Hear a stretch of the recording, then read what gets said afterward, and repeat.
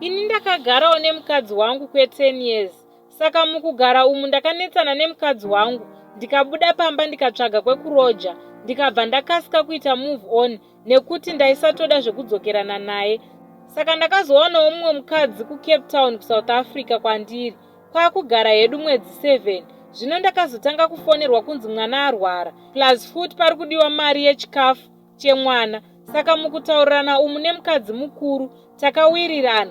Ini mwedzi wapera October ndokubva ndasiya 5,000 rands mumba. Mukadzi wandaigara naye ari kubasa, ndokutora bhegi rangu ndokuenda kumukadzi mukuru. Zvino mukadzi mudiki uyu akabva aenda kuZimbabwe uye akapopota achiti chero waenda watadzawo here kundisirawo kana hembe 1 zvayo. Asi zvisinei, pane bhurugwa rako remukati rawasiya ndo randichashandisa, ende hauzofa wakarara nemumwe munhu zvekare.